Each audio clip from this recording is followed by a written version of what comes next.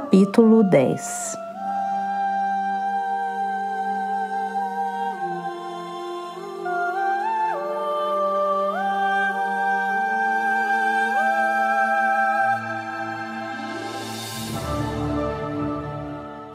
A neve começava a derreter nas colinas e as primeiras flores silvestres apareciam nos vales, quando a Senhora do Lago foi chamada à barca para receber o Merlin da Bretanha. Kevin parecia pálido e exausto, o rosto abatido, os membros retorcidos se arrastando com mais relutância que nunca e se escorava em um grosso cajado.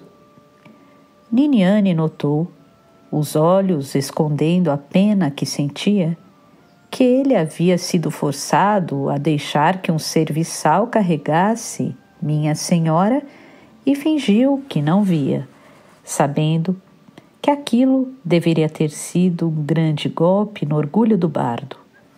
Ela retardou os próprios passos no caminho em direção à sua casa e lá o recebeu.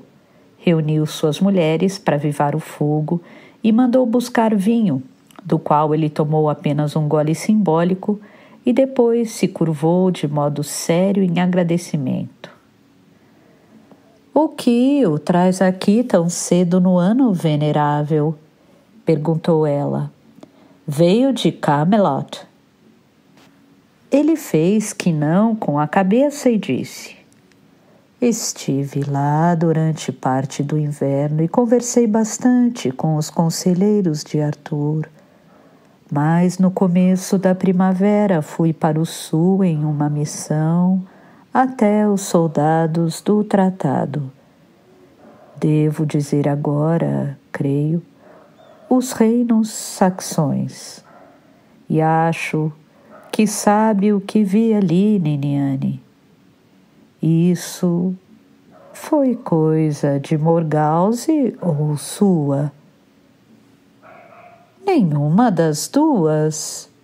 Foi uma escolha do próprio Gwydion. Ele sabia que deveria ganhar alguma experiência em batalha com ou sem ensinamentos druidas. Houve druidas guerreiros antes, e Gwydion escolheu ir para os reinos saxões ao sul, aliados de Arthur, mas lá não estaria sob os olhos do grande rei. Ele não queria, por razões que você conhece tão bem quanto eu, que Arthur o visse." Depois de um momento, ela completou: "Não juraria que Morgause não influenciou a escolha dele. Ele a ouve quando busca o conselho de alguém." "É verdade?" Kevin levantou as sobrancelhas. "Sim, imagino que seja. Ela é a única mãe que conheceu. E Morgause governou o reino de Lot tão bem quanto qualquer homem, e ainda governa, mesmo com seu novo parceiro." "Não soube que ela tem um novo parceiro", afirmou Niniane. "Não consigo ver tão bem quanto Viviane o que acontece nos reinos." "Sim, ela tinha visão para ajudá-la", disse Kevin. "E donzelas com a visão quando a dela começou a falhar. Não tem nem um pouco, Niniane?" "Tenho um pouco, mas ela falha de quando em quando." E ficou em silêncio por um momento, mirando as pedras do chão. Por fim disse: "Acho que Avalon está se afastando mais das terras dos homens, Senhor Merlin. Qual é a estação no mundo lá fora?" 10 dias após o equinócio, senhora."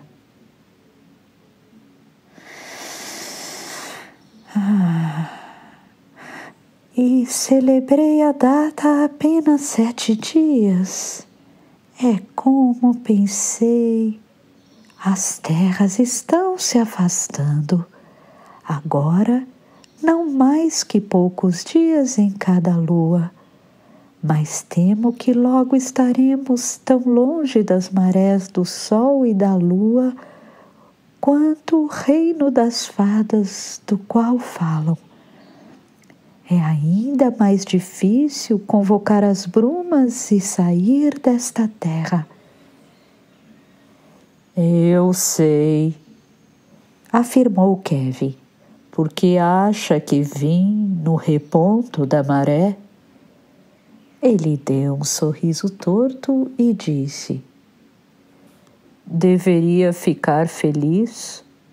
Não vai envelhecer como as mulheres do mundo externo, senhora. Ficará jovem. Isso não me conforta. Mas não há ninguém no mundo externo cujo destino me preocupe, a não ser Gwydion, afirmou Kevin. Pensei que fosse assim, mas há alguém cujo destino deveria preocupá-la também.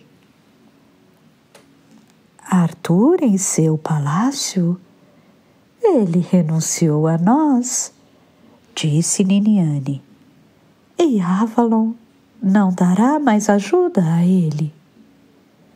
Não falo de Arthur, nem ele busca a ajuda de Avalon, não agora. Mas ele hesitou. Ouvi do povo das colinas que há um rei novamente em Gales e uma rainha. Uriens. Niniane riu um riso debochado. Ele é mais velho que aquelas próprias colinas, Kevin. O que ele pode fazer para aquele povo? Não falei de Uriens, afirmou Kevin. Esqueceu-se? Morgana está lá e o povo antigo a aceitou como sua rainha. Ela os protegerá até contra Uriens enquanto viver. Não lembra que o filho de Uriens foi instruído aqui e usa serpentes nos pulsos? Niniane ficou em silêncio por um momento imóvel.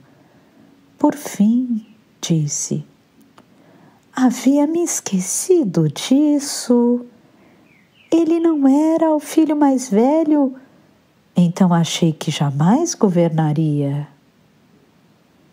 O filho mais velho é um tolo.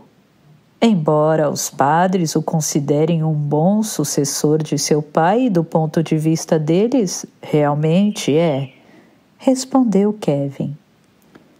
Religioso e simples, não vai interferir na igreja deles. Os padres não confiam no segundo filho, o Apollon, porque ele usa as serpentes. Desde que Morgana foi para lá, ele se lembrou disso e a serve como sua rainha. E para o povo das colinas ela também é rainha. Não importa quem esteja sentado no trono à moda romana. Para eles, o rei é aquele que morre anualmente entre os gamos, mas a rainha é eterna. No fim, pode ser que Morgana fará o que Viviane deixou por fazer. Niniane podia ouvir com uma surpresa distante a amargura na própria voz. Kevin, desde que Viviane morreu e me colocaram aqui, não se passa um dia em que me permitam esquecer que não sou ela, que depois dela não sou nada. terra, vem e me segue com aqueles grandes olhos silenciosos que sempre dizem: você não é Viviane, não pode fazer o trabalho que ela levou a vida para fazer. Sei bem disso, que fui escolhida apenas porque sou a última que leva o sangue de Talísien e porque não havia mais ninguém. Não sou da linhagem real da rainha de Avalon.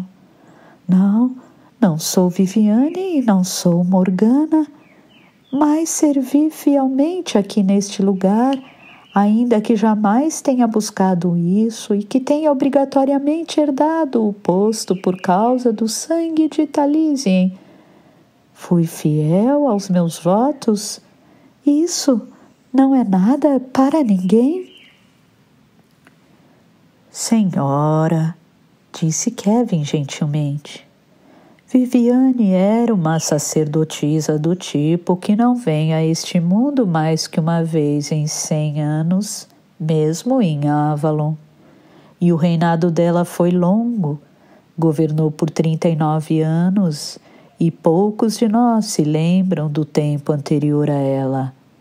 Qualquer sacerdotisa que precisasse seguir os passos dela se sentiria menor em comparação.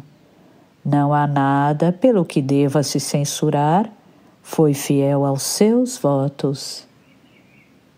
E Morgana não foi, retrucou Niniane. É verdade, mas ela é do sangue real de Avalon e deu à luz o herdeiro do Gamo-Rei. Não cabe a nós julgá-la. Você a defende porque foi amante dela, explodiu Niniane, e Kevin levantou a cabeça. Ela não havia percebido em seu rosto escuro e retorcido. Seus olhos eram azuis, como o centro de uma chama. Ele disse em voz baixa: Deseja brigar comigo, senhora? Isso terminou há muitos anos, e na última vez em que vi Morgana, ela me chamou de traidor e coisas piores, e me expulsou de sua presença com palavras tão duras que nenhum homem com sangue nas veias poderia perdoar. Acha que gosto dela demais? Mas não cabe a mim nem a você julgá-la. Você é a senhora do lago, Morgana é minha rainha, a rainha de Avalon. Faz seu trabalho no mundo como você faz o seu aqui. Enquanto eu, aonde os deuses me levam. E nesta primavera eles me levaram às terras dos pântanos, onde na corte de um saxão leal a Arthur, vi Gwydion. Em seu longo treinamento, Niniane fora ensinada a manter o rosto impassível, mas sabia que Kevin, que havia recebido o mesmo treinamento, percebia que ela o fazia com esforço e sentiu que, de algum modo, aqueles olhos penetrantes dele podiam ler o que se passava dentro dela. Queria pedir notícias dele, mas em vez disso, apenas afirmou: Morgausen me disse que ele sabe alguma coisa de estratégia e não é nenhum covarde em batalha. Como ele se saiu então entre aqueles bárbaros que preferem estourar cérebros com suas grandes clavas a usá-los em suas cortes? Sabia que ele havia ido para os reinos saxões do sul porque um deles desejava para a corte um druida que pudesse ler e escrever e soubesse algo sobre números e elaborar mapas. E ele me disse que queria ter experiência em batalha sem ser visto por Arthur. Então imagino que conseguiu o que desejava. Ainda que haja paz na terra, sempre há lutas entre aquele povo. Os saxões não cultuam um deus da guerra e das batalhas? Modred, É como chamam Gwydion, quer dizer mau conselho na língua deles. É um elogio? Significa que são maus para aqueles que lhe causariam danos. Dão um nome para cada hóspede, como chamam Lancelot de Flecha de Elfo. Entre os saxões, um druida, ainda que jovem, deve parecer mais sábio do que é, em contraste com todos aqueles cabeças duras. E Gwydion é inteligente. Mesmo quando era menino, podia pensar em uma dúzia de respostas para tudo. Inteligente ele é, respondeu Kevin lentamente, e sabe bem como fazer com que seja amado. Percebi isto. Ele me recebeu como se fosse o seu tio favorito na infância, dizendo como era bom ver um rosto familiar de Avalon abraçando-me, dando-me muita importância, como se gostasse de mim. Sem dúvida sentia-se solitário, e você foi como uma lufada de ar vinda de casa, disse Niniane. Mas Kevin franziu o senho e bebeu um pouco de vinho. Então o deixou de lado e tornou a esquecê-lo. Ele perguntou: até onde Gwydion foi em seu treinamento mágico? Ele usa as serpentes. Isso pode significar muito ou pouco, afirmou Kevin. Deveria saber disso. E embora as palavras fossem inocentes, Niniane sentiu a mordacidade delas. Uma sacerdotisa que levava o crescente na testa poderia ser uma Viviane ou apenas ela mesma. Ela disse: ele deve voltar no solstício de verão para ser feito rei de Avalon, aquele estado que Arthur traiu.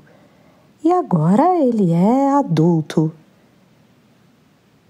Ele não está pronto para ser rei. Duvida da coragem dele? Ou da lealdade? Ah, coragem. Coragem e inteligência. Mas é no coração dele que não confio e não consigo ver. E ele não é Arthur. É bom para Avalon que ele não seja. Não precisamos de mais apóstatas que juram lealdade a Avalon e abandonam seu juramento ao povo das colinas. Os padres podem colocar um religioso hipócrita no trono que servirá ao Deus que achar mais oportuno no momento. Kevin levantou a mão retorcida em um gesto tão imponente que Niniane se calou. Avalon não é um mundo. Não temos a força e os exércitos, nem a astúcia. E Arthur é amado além da medida. Não em Avalon, admito, mas em toda a extensão destas ilhas, onde Arthur criou a paz que valorizam. Neste momento, qualquer voz que se levantar contra ele será silenciada. Arthur é amado, é o próprio espírito da Bretanha. E mesmo se não fosse assim, o que fazemos em Avalon tem pouco peso no mundo externo. Como notou, estamos nos perdendo nas brumas. Então precisamos mais ainda agir rápido, derrubar Arthur e colocar no trono da Bretanha um rei que restabelecerá Avalon para o mundo e para a deusa. Eu me pergunto às vezes se isso pode ser feito, se passamos nossa vida dentro de um sonho sem nada de real, afirmou Kevin baixo. Você Diz isso? Você, o Merlin da Bretanha? Estive na corte de Arthur e não protegida em uma ilha que se afasta cada vez mais do mundo externo. Este é meu lar e eu morrerei por ele, como jurei. Mas foi com a Bretanha que celebrei o grande casamento Niniane, não apenas com Avalon. Mas se Avalon morrer, a Bretanha ficará sem coração e também morrerá, pois a deusa terá retirado sua alma de toda a terra. Crê nisso, Niniane? Estive em todos os cantos desta terra, sob todo tipo de clima em todos os tempos. Merlin da Bretanha, falcão da visão, mensageiro do grande corvo. E vejo agora outro coração na terra e ele brilha de Camelot. Ele ficou em silêncio. Depois de um longo tempo, Niniane afirmou: foi isso que disse a Morgana para que ela o chamasse de traidor? Não, foi outra coisa.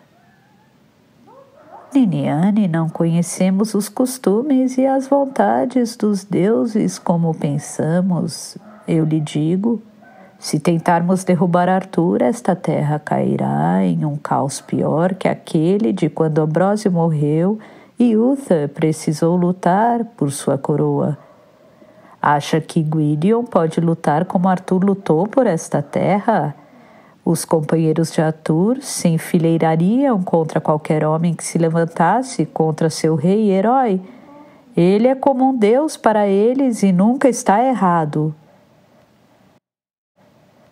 Apenas queremos que um dia, quando Arthur souber que não tem herdeiros, volte-se para o filho que vem da linhagem real de Avalon e jurou lealdade à ilha e aos verdadeiros deuses. E para esse fim, ele deve ser proclamado Gamo-rei em Avalon, para que existam vozes, quando Arthur buscar um herdeiro, que falem por ele. Ouvi dizer que Arthur escolheu o filho de Lancelot como herdeiro, uma vez que a rainha é estéril.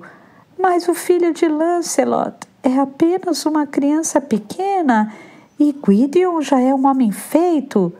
Se acontecesse alguma coisa com Arthur agora, não acha que escolheriam Gwydion, um homem adulto, um guerreiro e um druida, em vez de uma criança? Os companheiros de Arthur não seguiriam um estranho, ainda que fosse 2 vezes mais guerreiro e druida. É mais provável que nomeiem Gawain regente do filho de Lancelot até que ele tenha idade para reinar. E os companheiros são cristãos, a maioria deles, e rejeitariam Gwydion por causa do seu nascimento. Incesto é um pecado grave entre eles. Não sabem nada das coisas sagradas. Concordo. Precisam de tempo para se acostumarem à ideia e ainda não é agora. Mas se Gwydion não pode ser reconhecido como filho de Arthur, devem saber que a sacerdotisa Morgana, que é irmã do rei, tem um filho e que esse filho está mais próximo do trono do que o de Lancelot, e neste verão haverá guerra novamente. Pensei, disse Niniane, que Arthur tivesse conseguido a paz. Aqui na Bretanha, sim, mas há um homem na Bretanha menor que pretende reivindicar toda a Bretanha como seu império. Ban? Perguntou Niniane espantada. Ele fez seu juramento há muito tempo. Celebrou o grande casamento antes que nosso Lancelot nascesse. É velho demais para entrar em guerra com Arthur. Bom, está velho e débil, disse Kevin. Seu filho Lionel reina em seu lugar, e o irmão de Lionel, Bors, é um dos companheiros de Arthur e venera Lancelot como seu herói. Nenhum deles perturbaria o governo de Arthur, mas há alguém que o fará. Chama-se Lúcio e de algum modo conseguiu as antigas águias romanas e se proclamou imperador e vai desafiar Arthur. Arrepiada, Niniane perguntou: Isso é uma visão? Morgana me explicou uma vez, disse Kevin com um sorriso, que não é necessária a visão para saber que um bandido é um bandido. Não é necessária a visão para saber que um homem ambicioso fará um desafio que aumentará sua ambição. Há aqueles que podem pensar que Arthur está ficando velho porque seu cabelo já não é mais dourado como antes e porque ele não leva mais a bandeira do dragão. Mas não o subestime, Niniane, eu conheço, você não. Ele não é nenhum tolo. Acho, disse Niniane, que você gosta demais dele para um homem que jurou destruir. Gostar dele?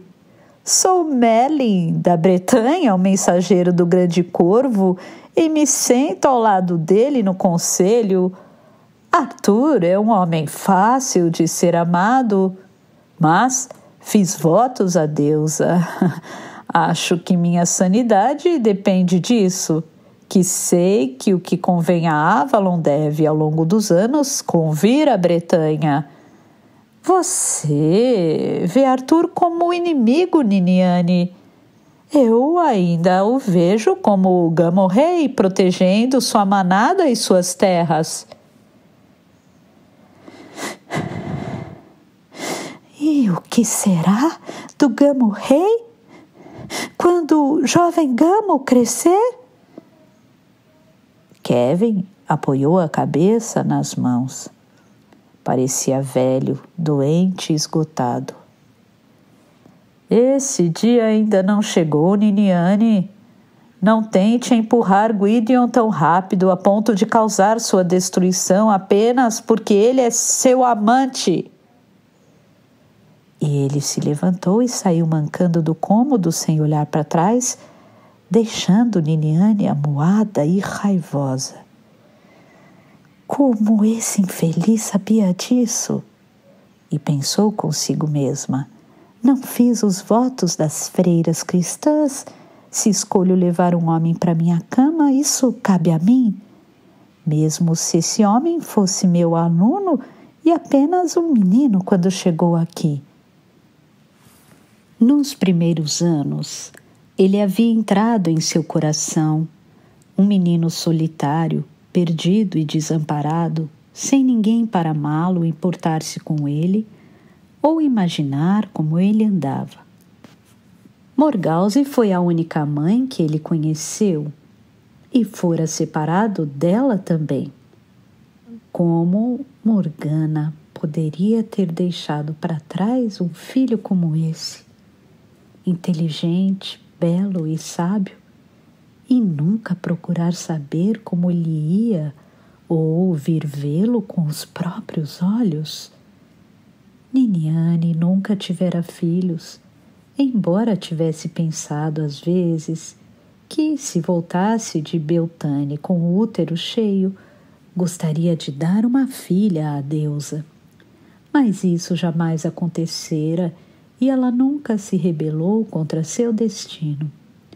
Porém, naqueles primeiros anos, ela permitiu que Gwydion encontrasse o caminho até seu coração.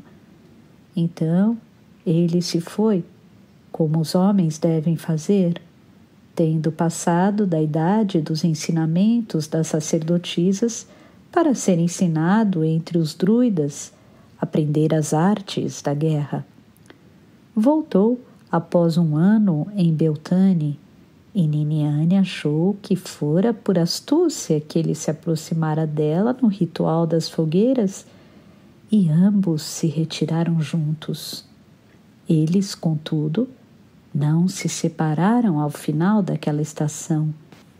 E sempre que, depois disso, em suas idas e vindas, algo trazia a Avalon, ela deixava claro que o desejava, e ele não dissera não. Sou a mais próxima de seu coração, pensou. Eu o conheço melhor. E o que Kevin sabe sobre ele? Agora chegara a hora em que ele deveria voltar a Avalon e passar por sua provação como Gamu-rei. Ela voltou seus pensamentos àquilo onde encontraria uma virgem para ele. Há tão poucas mulheres na casa das donzelas que estejam ao menos um pouco preparadas para esse grande ofício, pensou, e subitamente seus pensamentos se encheram de dor e medo. Kevin estava certo? Avalon está se afastando, morrendo. Poucos vêm buscar os ensinamentos antigos e não há ninguém para manter os rituais. Até que um dia não haverá absolutamente ninguém. E outra vez sentiu o formigamento quase dolorido no corpo que a acometia de vez em quando no lugar da visão. Gwydion chegou a Avalon poucos dias antes de Beltane. Niniane o cumprimentou formalmente na barca e ele se curvou para ela em reverência diante das donzelas e do povo reunido da ilha. Mas, quando estavam sozinhos, pegou-a nos braços e a beijou, rindo, até que ambos perdessem o fôlego. Os ombros dele se alargaram e havia uma sutura vermelha em seu rosto. Estivera lutando, ela podia perceber. Ele já não tinha mais a aparência serena de sacerdote estudioso. Meu amante e meu filho, é por isso que a grande deusa não tem marido, como no costume romano, mas apenas filhos. Não somos todos filhos dela? E eu, que estou no lugar dela, devo sentir que meu amante é meu filho também, pois todos os que amam a deusa são filhos dela. E as terras estão agitadas com isso, ele disse. Aqui em Avalon e entre o povo antigo das colinas, porque na Ilha Dragão escolherão novamente seu rei. Foi por isso que me chamou aqui, não foi?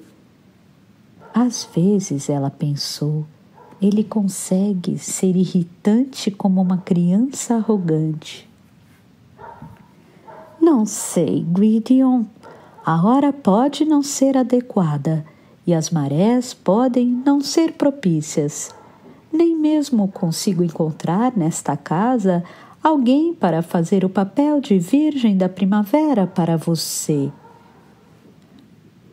Mas será nesta primavera e neste Beltane, pelo que vi, ele disse baixo.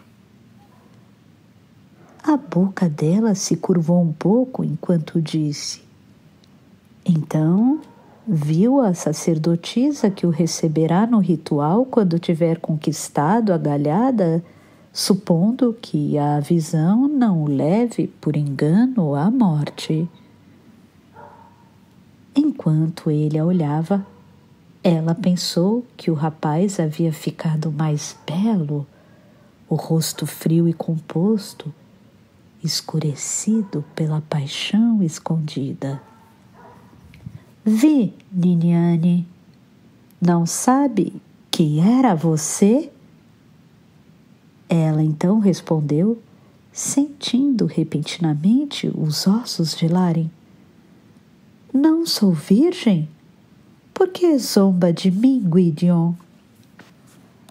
Ainda assim foi você quem vi, e sabe disso tão bem quanto eu. Nela, a donzela, a mãe e a anciã se encontram e se mesclam. É velha e jovem conforme lhe agradar, virgem, besta, mãe, e o rosto da morte no relâmpago fluindo, preenchendo-se e voltando novamente à virgindade. Niniane baixou a cabeça e disse: Não, Gwydion, não pode ser. Sou o consorte dela, ele respondeu implacavelmente, e vencerei. Não é hora para uma virgem. Os padres dão muito valor a essa bobagem. Eu a invoco como mãe para me dar o que me é devido e minha vida. Niniane sentiu-se como se tentasse resistir a uma maré implacável que a levaria embora. Ela disse hesitante: Assim sempre foi, na corrida dos gamos. Embora a mãe o envie, ele retorna para a donzela. Mas havia razão no que ele dizia. Certamente era melhor ter no ritual uma sacerdotisa que sabia o que fazia, em vez de uma criança mal treinada que chegara recentemente ao templo, cuja única qualificação era ainda não ter idade suficiente para sentir o chamado da fogueira de Beltane. Gwydion falava a verdade. A mãe sempre se renova. Mãe, anciã e novamente donzela, como a lua que se esconde no céu escuro. Ela baixou a cabeça e disse: Que assim seja. Fará o grande casamento com a terra e comigo em nome dela. Mas quando ficou sozinha novamente, estava apavorada. Como havia concordado com aquilo? O que era em nome da deusa esse poder em Gwydion que fazia com que todos se dobrassem à sua vontade? É essa então sua herança de Arthur, o sangue do Pendragon? E ela se sentiu gelada de novo. O que será do Gamo-rei? Morgana sonhava.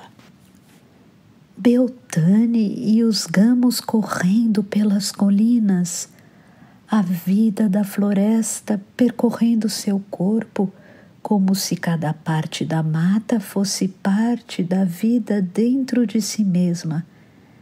Ele estava caído entre os cervos, o gamo correndo, o homem nu com a galhada presa na testa, e os chifres golpeavam repetidamente o cabelo escuro empapado de sangue.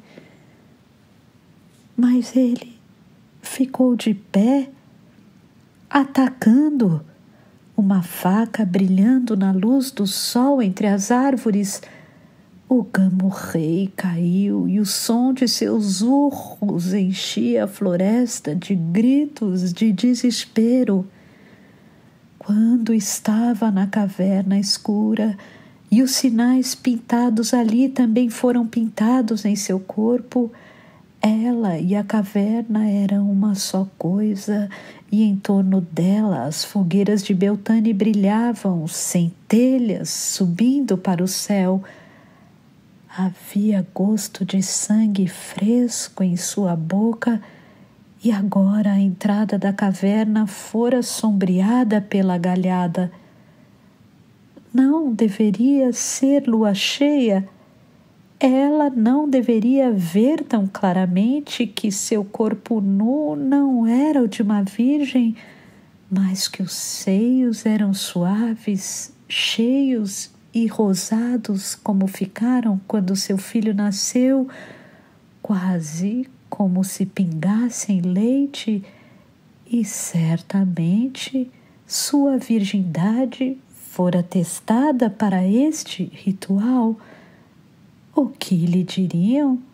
Que não fora como a Virgem da Primavera para o Gamo-Rei?